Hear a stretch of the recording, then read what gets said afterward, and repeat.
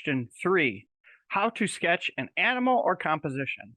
Okay, so I think that sketching is extremely important. Every time I do a drawing that I think is important, I'm always sketching to map out either the composition or the form of the animal.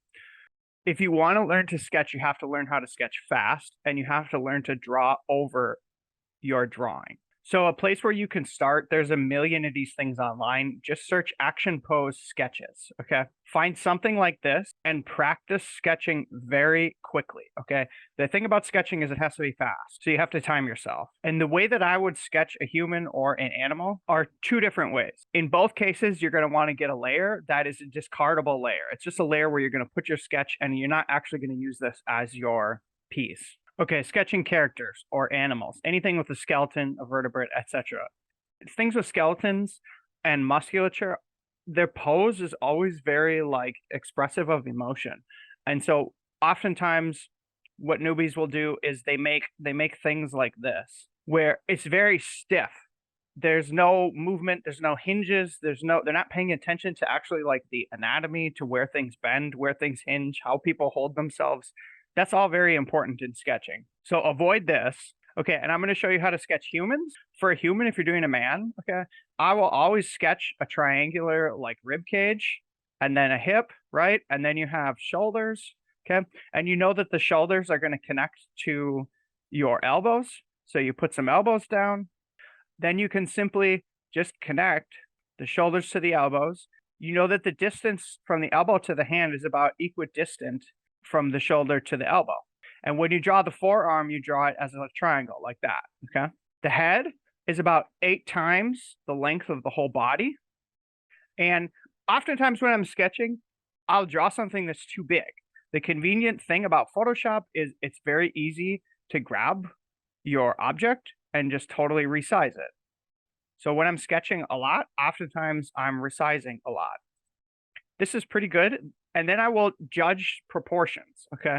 So judging this, the shoulder is good, the hip is good, the legs are good, the arms are a little bit short. So I'm just gonna grab those and I'm just gonna resize them to be just slightly more accurate, okay? Now, since this is on a layer, I can totally shut that layer off. What I'm always gonna do then is reduce the opacity of that layer. And then when I need to draw the actual element, I will create a layer on top, and I will draw my characters over top.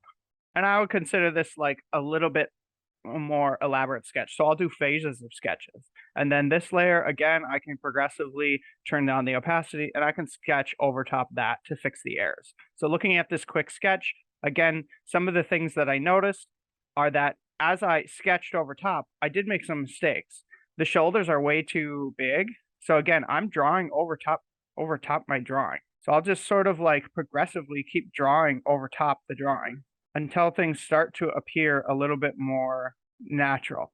And by drawing lines over top of lines, actually what your brain is able to do is your brain is able to, if say there's 3 lines, your brain sort of is intuitively able to detect which of those 3 lines is more accurate. So by getting comfortable with drawing over top your sketches with more sketches, you'll start to get a keen sense of being able to quickly make decisions that are more accurate proportionally.